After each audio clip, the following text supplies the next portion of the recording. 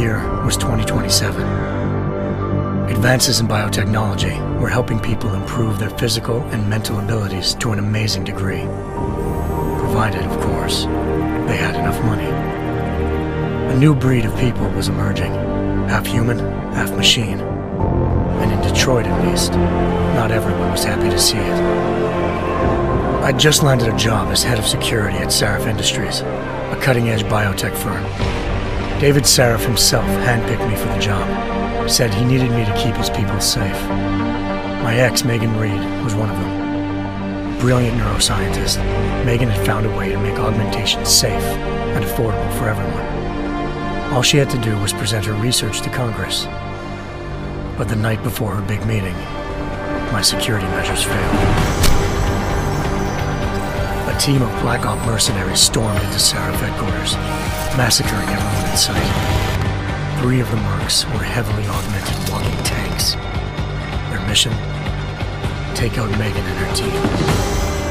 I tried to stop them, but their leader tossed me through a plate glass wall.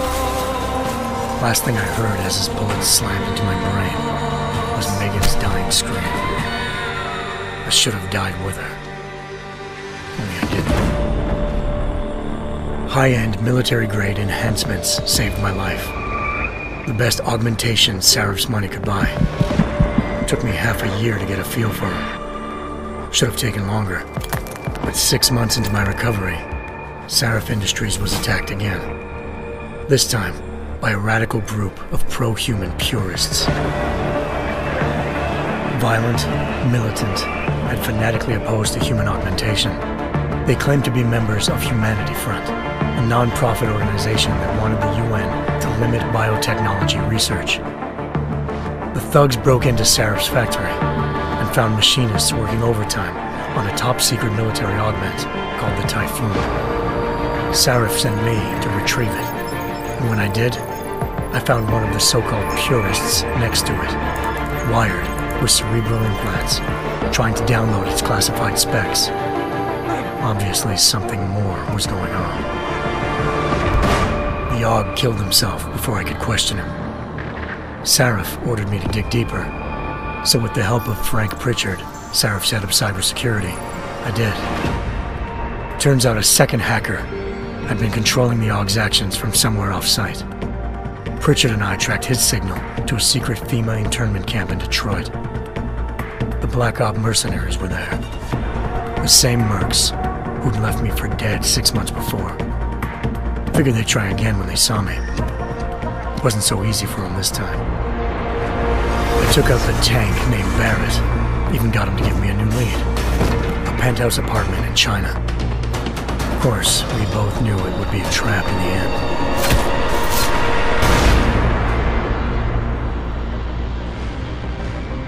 Hengsha Island, China. Home to a city so crowded, they had to build a second city on top of it. Trying to find clues in Hengsha wouldn't be easy. Lucky for me, I wasn't alone. Farida Malik, Saref Industries' ace pilot, had lived in Hengsha before. A good person to have on your side. She knew enough about the place to get me around.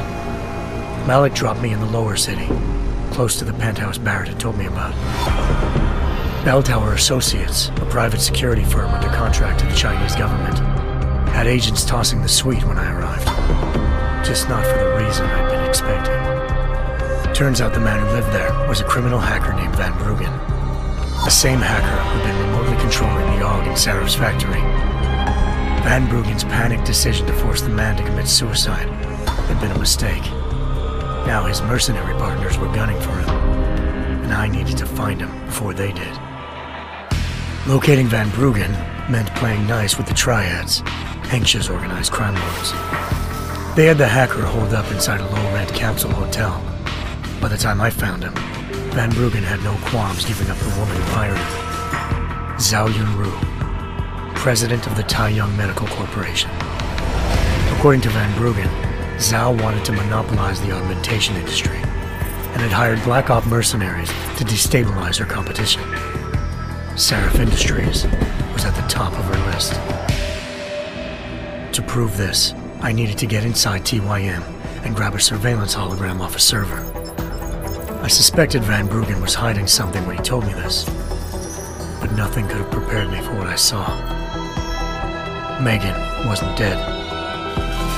She and her 4 best researchers had been kidnapped, spirited away somewhere while their kidnappers made it look like they were dead. Desperate to learn more, I confronted Zhao in her penthouse. She claimed to be a pawn in a bigger plan, and hinted at a group so powerful it controlled global interests at a whim. Then she slipped into a panic room and hit the alarm, forcing me to make a very quick exit. I figured Zhao was lying, but part of her confession made sense. David Saref had been worried about his people. So worried, he'd required all of them to have subdermal locator devices surgically implanted. The GPLs would have been broadcasting the day of the attack.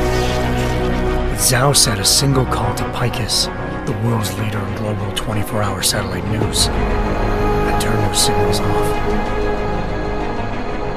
I needed to fly to Picus headquarters in Montreal if I wanted to learn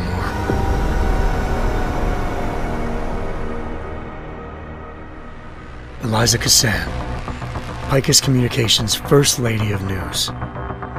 Malik thought I was reaching when I told her Eliza was involved in this. The world's most famous news anchor, working with a mercenary hit squad.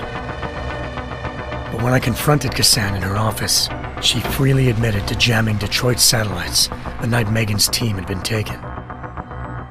Said she's just been following her commands. I suspected she wanted to say more. But Black Op mercenaries showed up looking to shut us both down. And just like that, the Eliza I'd been talking to disappeared. The Mercs were led by an augmented killer I crossed paths with twice before, Fedorova, a woman who'd made silence her best friend. She waited for me to track Eliza's transmission to a secret server room underneath the Picus complex, then jumped me from behind.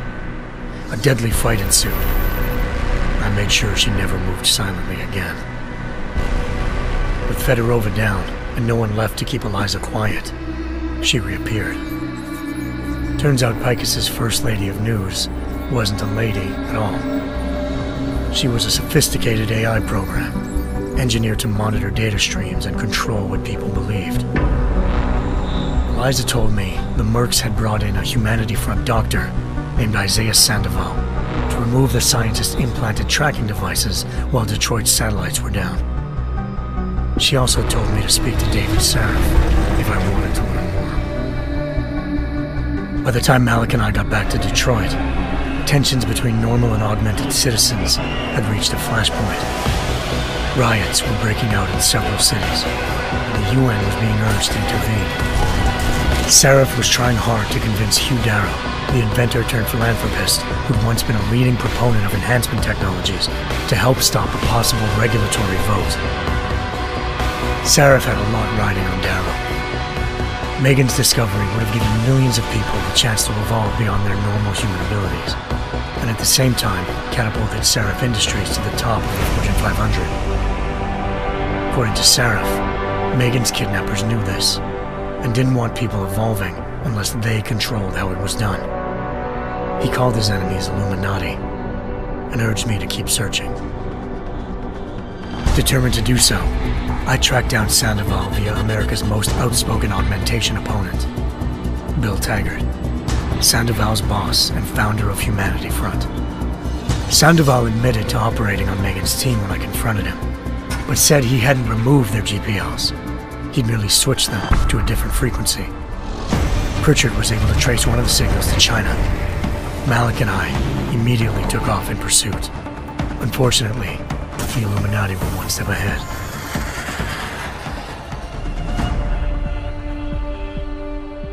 Ambushed. Shot out of the sky by Bell Tower Associates, seconds after entering Hengsha's airspace. Malik's piloting skills saved me. After a tense and bitter struggle, I escaped into Lower Hengsha. The tracking signal I was following led straight to the Triads, or more specifically, to the augmented arm of Tong Si-hung, leader of a gang of augmentation harvesters. Tong said they'd taken the arm off a corpse, which Bell Tower had left at their door, meaning at least one of Saref's scientists was dead. Maybe not the rest of them, though. Tong pointed me to a port used for human trafficking and helped me slip aboard a bell tower ship. It was sailing to Rifleman Bank Station, a military base in the South China Sea. Bell Tower was holding kidnapped civilians as prisoners there, and using them to perfect the Hyron Project, a human-computer interface that left most of its test subjects dead. My search for Megan would have ended then, if not for a mysterious ally named Quinn. In exchange for my help exposing Bell Tower, he slipped me aboard a second ship headed to Singapore and an Illuminati-run biotech facility called Omega Ranch. 3 of SHAREf's scientists were there, forced by their captors to create a technology capable of remotely shutting down augmented abilities. Thanks to an emergency recall notice issued by the World Health Organization, millions of people all over the world already had the biochip installed. With the help of the scientists, I tracked Megan to a private section of the ranch.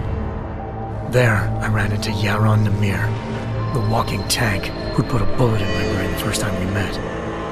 He'd teamed up with Zhao and was hoping to catch me off guard. Their little ambush didn't work. I found Megan in a suite belonging to Hugh Darrow, the billionaire philanthropist who'd SHAREf had called on for help. Darrow had convinced her to go along with the biochip plan by promising to sabotage the tech. As she was explaining this, Darrow appeared in a global broadcast, telling the world that augmentations would be the death of mankind. Then he activated the biochips to prove his point. All over the world, augmented people flew into a killing frenzy. Darrow had betrayed everyone, and it was up to me to set things right. To do it, I had to reach Panchaea, a massive installation in the Arctic Ocean. As I raced through corridors built by an all-augmented workforce, I saw death and destruction firsthand. By the time I shut down Darrow's broadcast, I knew the damage he'd done. Still, humanity's future remained unclear. How would the world react to this sabotage? Would people ever regain their faith in augmentations again? What would be the Illuminati's next move? Only time could give us the answers.